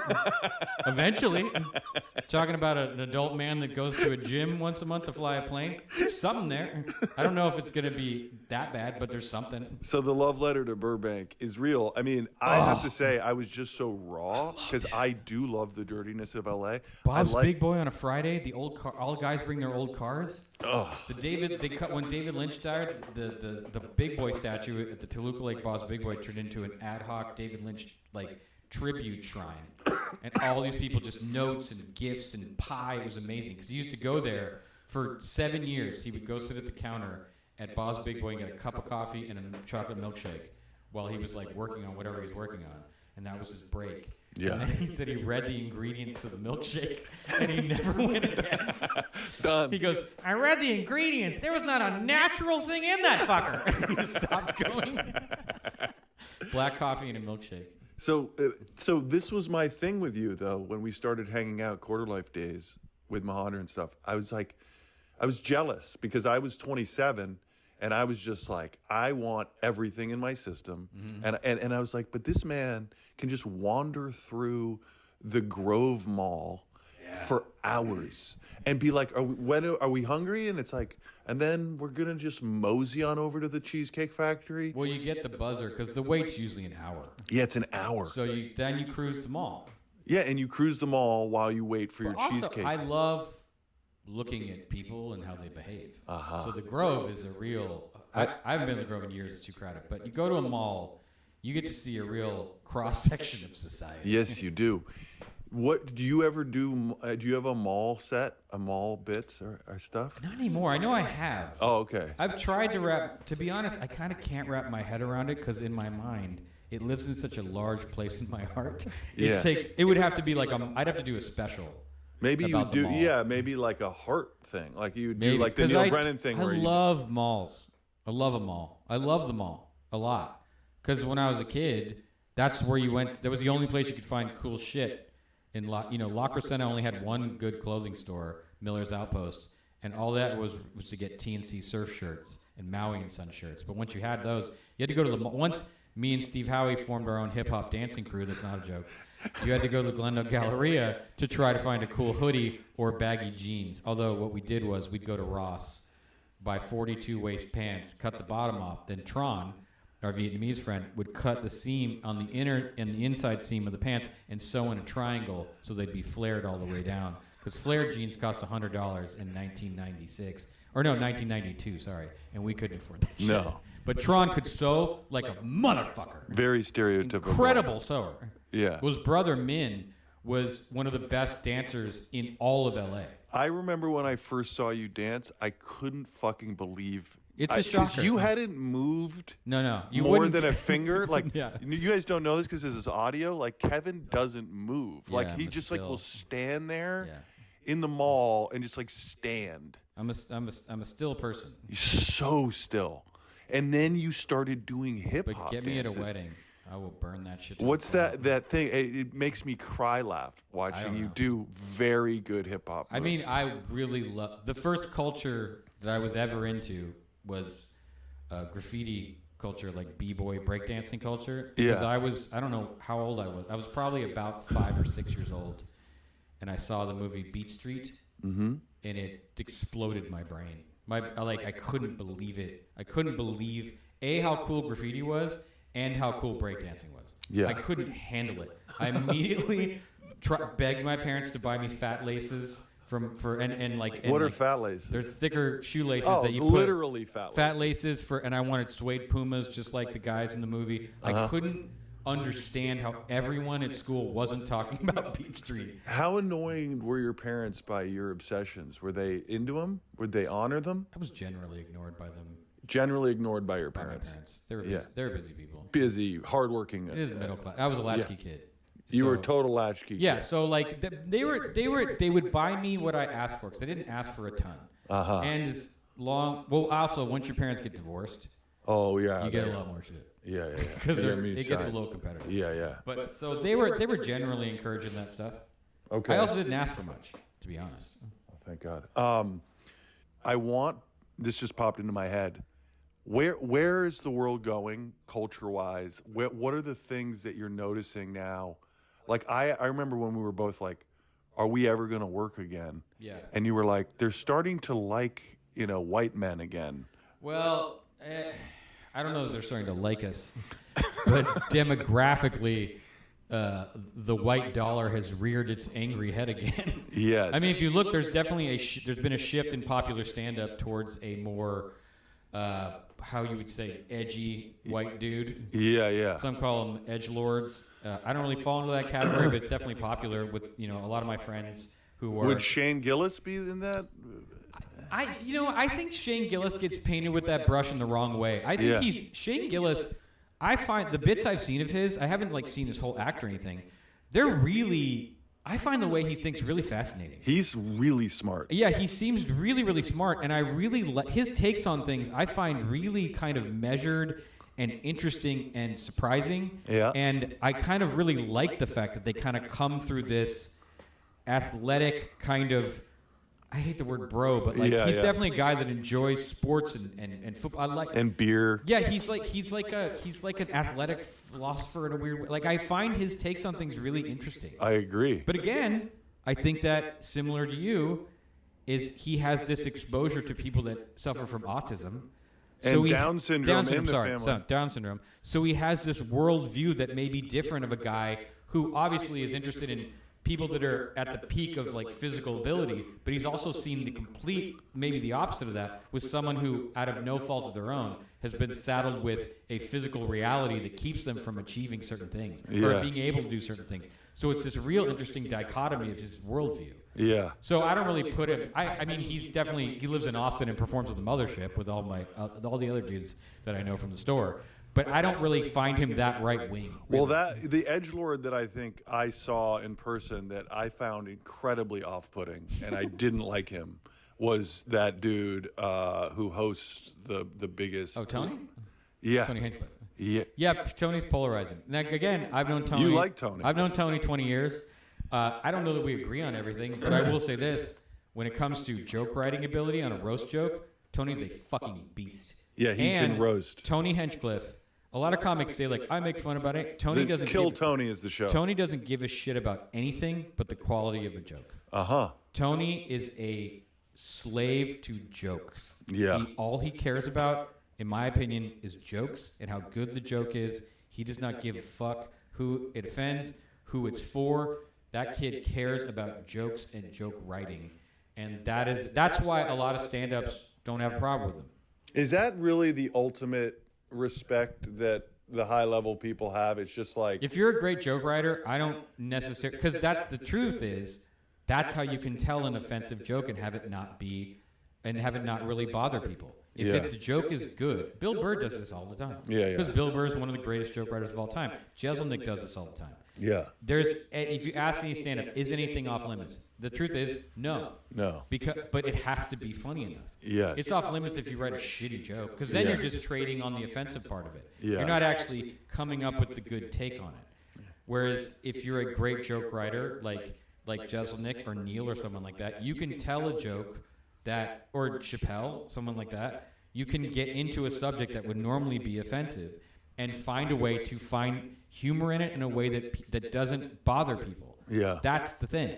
So when Shane tells a joke about Down syndrome, or the joke I really liked was he was talking about the Taliban and how he related to them, because when they would blow something up, they'd be stoked. Like, we did it! He's like, that's how I would react. He's like, I'd be so surprised I did it right. And he's like, you watch Marines, they're just they blow up a whole town, and they're just like, Roger. And they're just he's like, it's fucking terrifying. They're just target for that. It's so much scarier. And I was like, that's a really good take. It's a really interesting take on blowing people to smithereens, which should be the ultimate third rail. Yeah. You know? And so It's fascinating. Also we live in a culture where I hate the term cancel culture is silly because it also doesn't exist. Yeah, if you and I got canceled tomorrow, we'd have better stand-up careers the next day. Yes. So, but you have to remember that outrage is monetized. So what you're seeing isn't essentially necessarily people being really angry and upset and hurt. It's you can get more attention from someone being upset than you can from something good happening. Yes. That's why the heartwarming story on the news is the end when no one gives a shit. No, they're done. Those shows that sell. I love PBS a lot, but the ratings are low. Very low. Because people want to watch stuff that scares them, or they want to be aware of the stuff they should be scared of. Yes. So while it seems like everyone's so angry and offended, when you go into do stand-up in the country, it's not really like that. Because that's mostly just giant media conglomerates selling clicks, and that they can monetize by selling those clicks to advertisers. That's what you're seeing. Yeah. And so that's why there's that culture of this stand-up's mad at this stand-up. These people are mad. They're just selling views. Yeah. The internet has made it so the most valuable thing to advertisers is our behaviors. And so they're just trying to track behaviors and then try to sell you.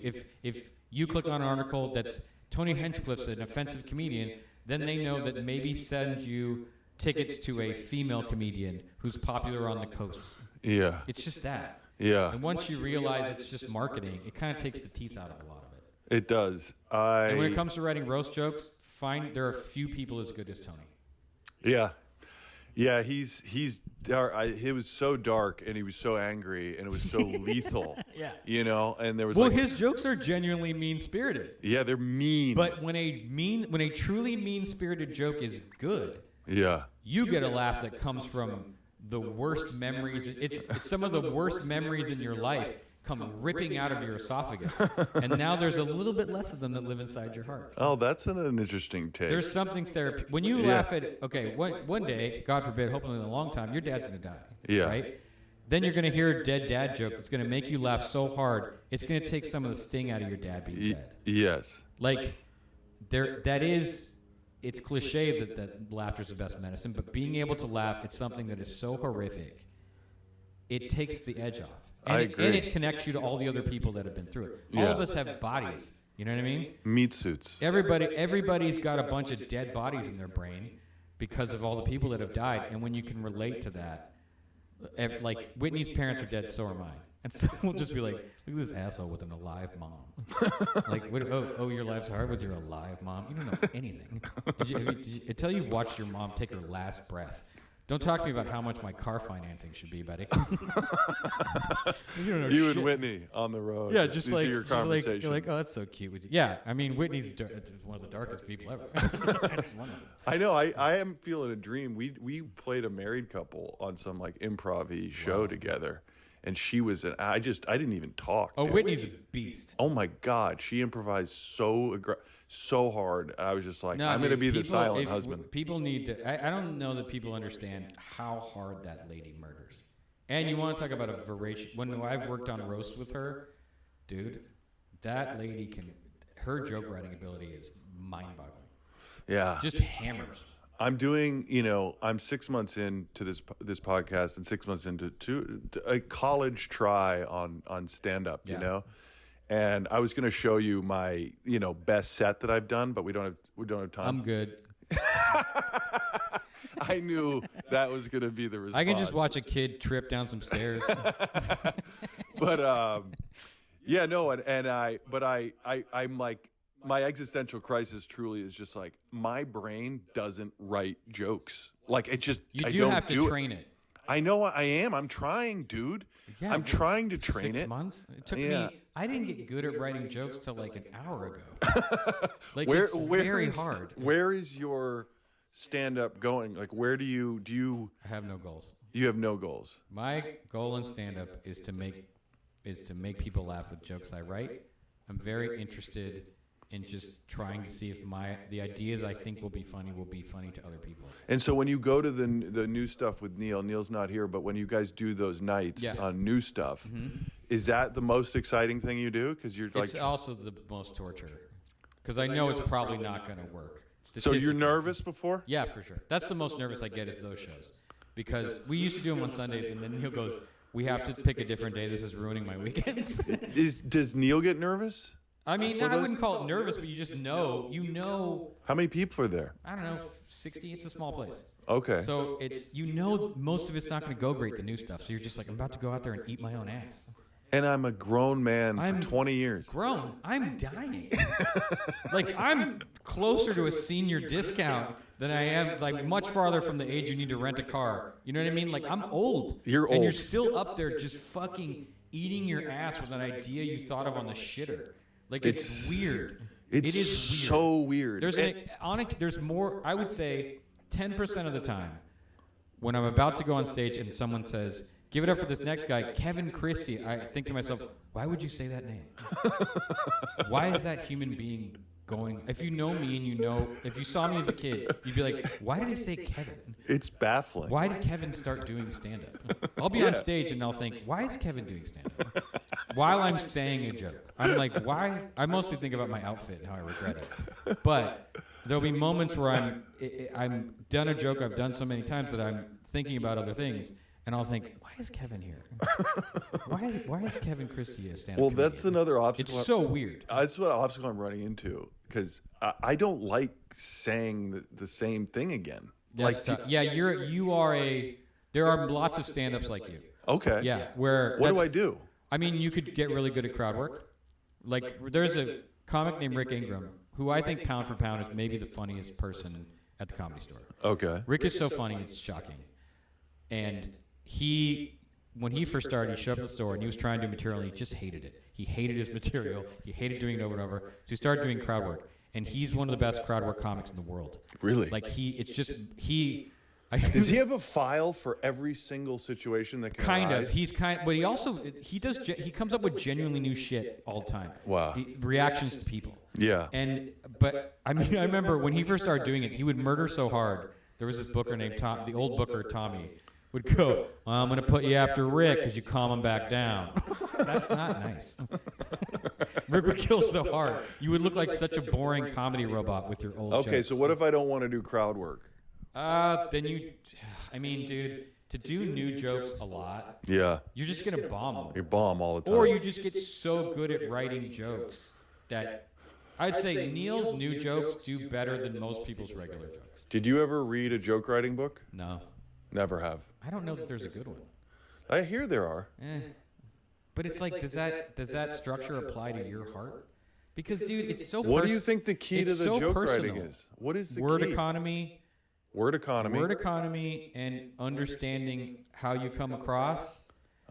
And don't ever expect the audience to see something in you that you don't show them. That's true of acting too, right? Like, you need to sell the joke, tell the joke, sell the joke, and get your words right, man. What is sell the joke? Sell it with your eyes and your face. Act. Yeah, act. Acting. Yeah. Or don't act. Actually feel it.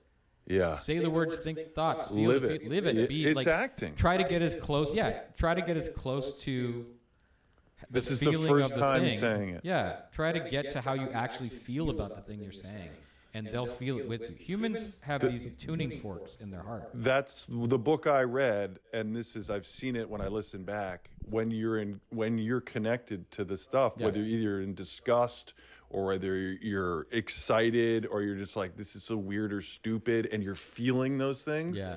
That's what sells it. Otherwise, you're just a robot. This is why obviously you asked me where I think society is going, and everyone's thinking about artificial intelligence. I don't worry about it as much as I maybe did, because I think it will force people, especially young people, to trust human connection and trust human interaction. Mm-hmm. Old people go to the bank to do things because they don't trust the internet, right? Right. Imagine how untrustworthy the internet's about to get. Yes. I may drive to like San Diego to pay my mortgage in person every month.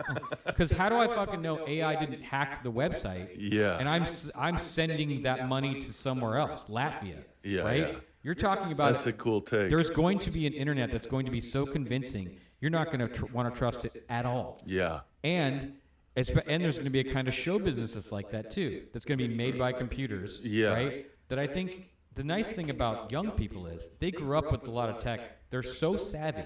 They can smell marketing a mile away. Yeah. So a lot of them are just going to check out. And the way a 25-year-old looks at Facebook now, I think is the way a lot of people are going to view some of the AI economy that's aimed at entertaining us. Yes. They're going to be like, that's some bullshit robot crap. Yeah. I'm going to go to a live performance of humans to be around. It's like, dude, when the Kindle came out, they were like, oh, close every bookstore. Every bookstore didn't need to close. No. The giant Barnes & Noble that for some reason sold ice cream and tires did. Yeah. But now they're reopening, they're just smaller. Yeah. Because humans need to go be around other humans. Yeah, we do. I almost think AI, if you want to get mystical, AI was sent by the universe to kill tech work because tech work is inherently soulless. Aha. People don't feel good about designing an app. They just want the money when it sells. Yes. I see tech people around my neighborhood walking with their children. They look like shells. Miserable. They just have this emptiness to them. So perhaps AI is killing the soulless work of being a online marketing synergistic consultant. Well, what the fuck is that? What do you have to say about yourself in 40 years when you retire? What did you do? You're like, I don't know. I answered 75 emails a day, and I CC'd 17,000 people, and then I went to a meeting about a meeting. So I think it may force human beings back into doing things. If you want to know where America's going, look at Japan, right?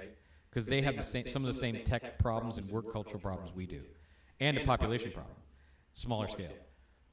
A lot of young people are going from the cities in small groups, but back to like these abandoned small towns in Japan. You're probably aware of this. There's this huge population problem where there's 8 million vacant homes in Japan. Wow. You can get one for free.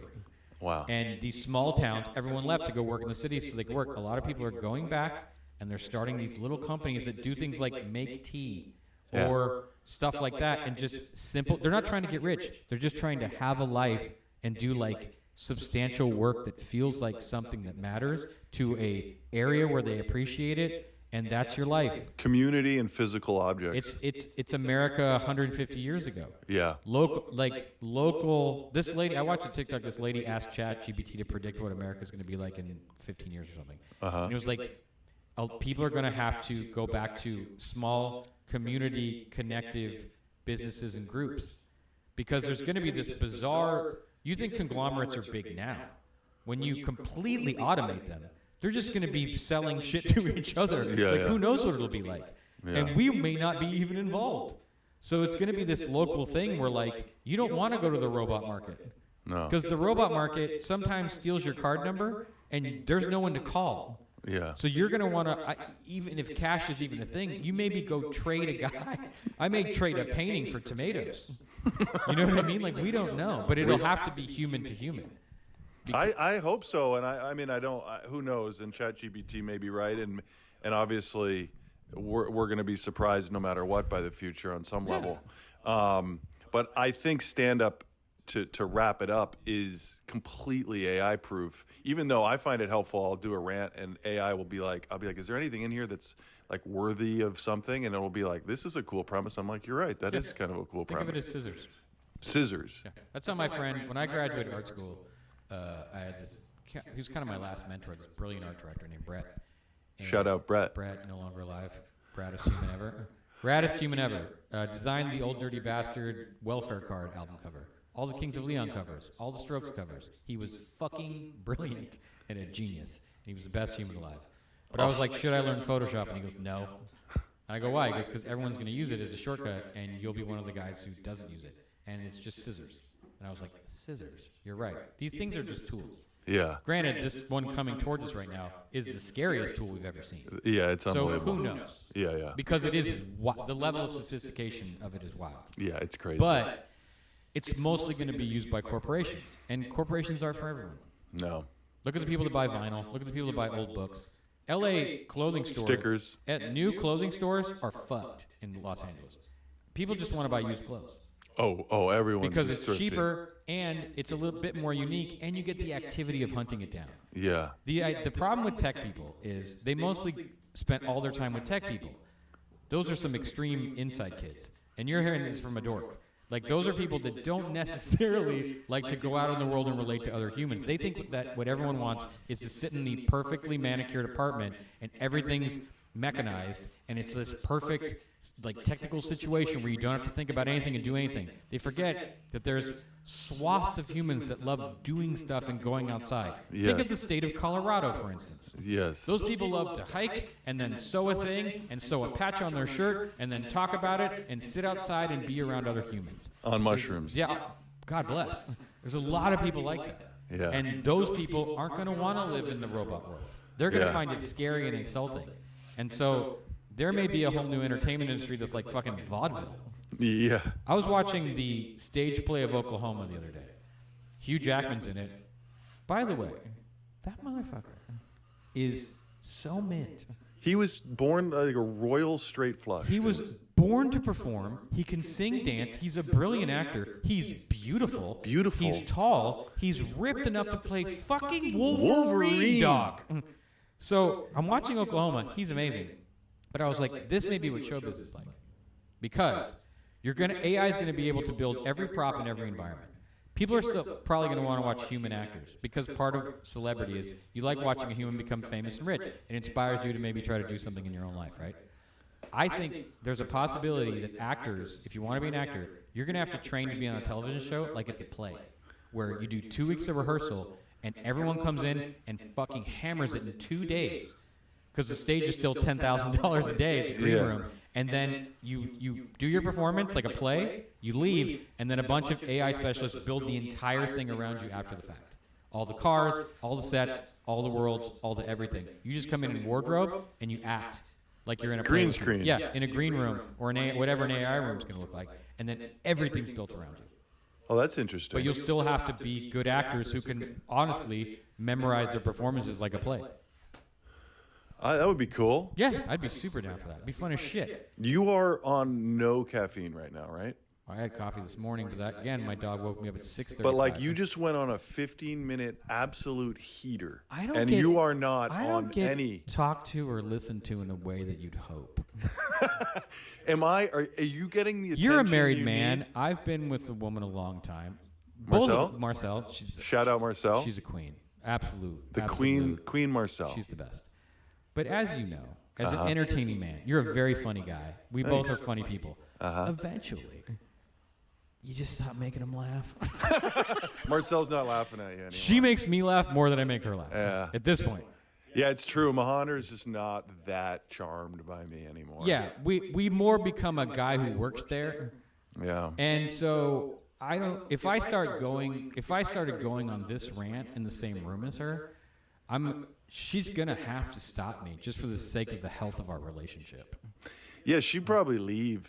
She'd walk out. Yeah, She'd she would walk walk of the room. out. She'd be like, "Keep going." You know, The minute but- you started talking about vaudeville, she was out. Yeah, I say a lot of words. People are like, "Oh boy, that's not a closer. He's starting a new thing." No, but I find I love your brain. It's a beautiful brain. Thank you. You have a beautiful soul, and I think ultimately, if we were to wrap it all up, you are deeply connected to soul level activities, and tech and all that stuff just feels very soulless. And there's so much in the world that people are doing. I have a bit that I'm working on. Where I see a little infant baby, and I'm like, you beautiful soul are going to be the executive assistant for some degenerate, like that's going to be your life's purpose. You see it, you go, "How do we get a USB in your ass?" Yeah, it's basically just like, it's a dark look at That's what I mean. humans Maybe, are doing. That's what I mean. Like, maybe AI is just going to take that out of society. Like, when you walked up, I told you I'd bought a chainsaw, right? Yeah, you were psyched on that. And I trimmed some trees in my yard. Feels good. Let me tell you about the feeling it gives you. Yeah. That kind of work with your hands. Or I've been going down a rabbit hole recently of Japanese bakeries. And this one lady, it's her grandfather built it for her. It's like 40 square feet. It's just her. And she makes enough pastries for this small town every day. Everyone fucking loves it. What a beautiful life. Beautiful. What a beautiful. That's what I think. That's where I think work is going. I Yes. think people are going to find things they do, even being like plumbers, electricians, things like that, where you're like, I help people with their house. That's like very valid work. I had an electrician show up, and I talked to them for 30 minutes because I was like, I think I want my kids like to not go to college and just become electricians. Well, what are you gonna? Unless if you want to go to college for art school, I think art school is valid, totally. Even though you can learn, there's everything out there, but other artists helping you it speeds up the process like crazy. Yeah. Music, being a musician, things like that. Outside of the arts, business is going to change at a pace we can't actually imagine. Medicine, obviously, doctors need to go to college. Surgeons, but as far as diagnostic doctors, that's a wrap, dog. That's a wrap. You get a full body CAT scan and throw it in the AI machine, they'll tell you which surgeon to go to. I think like nurses and stuff, you should be able to go work in a hospital when you're 14, 15. Nurses will still be a thing because when you're in a hospital, you'll need a human to administer shit. No, yeah, but I mean, what I'm saying is the training. If you know you want to be a nurse, like as I'm an artist, right? If I'd have been born 300 years ago, at about age 6, someone would have realized I could draw really well, and I would have gone into an apprenticeship with another artist. Yes. I would have mixed their paint, I would have cleaned brushes, and then after 2 years, I would have been allowed to learn to draw foot. that's what I want to go back to. It may get there. I hope so. Because especially if this tariff situation sticks and we become a nation that is trying to subsist on its own manufacturing, the prices of things are going to go up, which is what it was like maybe 100 years ago in the 1800s, where you bought one pair of very well-made pants, and those were your pants. By the way, And you took care of them. You had a jacket. You had a suit. You didn't. Chelsea Peretti said something. Chelsea Peretti, by the way, one of the funniest humans on the planet. shout out Chelsea Peretti. One of the best comedy writers ever. But she was like, a T-shirt shouldn't cost $2. If your T-shirt costs $2, that's bad. Really bad. That's really bad for someone, not here in front of you, but in another country, that's really bad for someone. Yeah. And we got used to this really cheap goods, really cheap food, really cheap everything except gas. And it's not. I think that's what it will be. You don't need 50. Okay, when I was about 28 years old, I cleaned out my now ex-wife cleaned out a closet, and she goes, "Do you know how many black T-shirts you have?" And I go, "No." She goes, "You have 57." I was like, "You're joking." And I said, "I have 57 black skateboard T-shirts." She goes, "Yeah," because I made friends with a guy who had a skate shop, and I'd walk in and he'd be like, "Dude, we didn't sell shit today," and I'd buy a T-shirt. You don't need that stuff.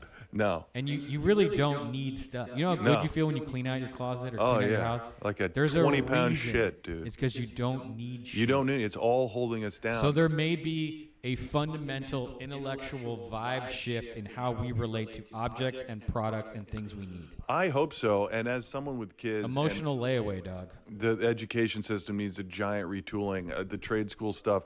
I think my guilt is that I'm just sending my kids. It's free babysitting. The first 5 years of your education should be teaching kids how to be good people and treat other people with respect. They do that pretty well. After that should be compound interest, how to do your taxes, understanding finance, realizing what how like money works, and then figuring out what you like doing to then make money that you then do the right thing with. Yeah. How credit card debt fucks you, like things like that. Yeah, yeah. God bless learning about Mesopotamia. You don't find it interesting until you're in your mid-40s. Like, if you're like, hey, this is a Mesopotamia documentary, I'm like, sign me up. Where's the popcorn? I'm old and sad. But that shit, they hammer you with that shit in 8th grade. It's awful. I was an 8th grader surrounded by 8th grade girls. You want me to think about cuneiform? Are you ridiculous, dude? It's so stupid. Will you come back on the pod? Anytime. I won't go to Maine. Yeah, but we'll just do it over Unless the I internet. move there. You got all this equipment, dude. You're locked and loaded. I'm not going to do a podcast. This is it. I'm gonna restart my sticker show, but that's Okay. it. Okay, you do a sticker show, but I want to bring you back on because we could talk forever. Sure. But I love you. I love you too. It was And so this was- nice to see you. Can you guys move back? Is that a thing? Is it possible? If you get this job, Yeah, but I guess what his job shoots? Vancouver. Atlanta. Dude, one final thing. The vibe shift in LA. Can you imagine if all the people left that, couldn't handle it, and now you have the people who are in the grit, Yeah. and then all production came back, and this place could be the sexy Hollywood place. We'd all take pay cuts. Hey, if you're listening industry, we'd all work for less if you just let us work. Come back to LA. The secret to every actor in the world is all we really want to do is work. We want to be on a set because, again, it's a communal team experience. 100%. You're high-fiving the camera guy when it's a difficult shot and you get your line right and the camera moves right and it looks cool. You're a part of it. You just scored a touchdown. You special teams score. The older I get, because I've been working, we both worked 20 years, or over 20 years. Every time I'm on set, the older I get, my mood, I'm like manic. Dude, I'm so happy. I realized I used to notice that with older actors. They were just, all they wanted to do was fucking nail it. Nail it, so hang. Fun. None of the complaining. They were just to kick it and doing your job well. Doing your job well. That's quality. That's the thing. I love you. I think there'll be a something. Whatever. Be a what? I think something will change. I hope. Come back, please. That just for those who don't know, there's nothing shooting in LA for now. What? There is, but there's a little it's bit. Quite small. It's down Matlock. 50%. Matlock is shooting here because Kathy Bates made that her in her contract. Yeah. All right, but boy. All the Ryan Murphy shows. By the way, it is Wednesday, April 30th. Yep. And this podcast will be coming out in 6 hours. And will function as my suicide note. Bye.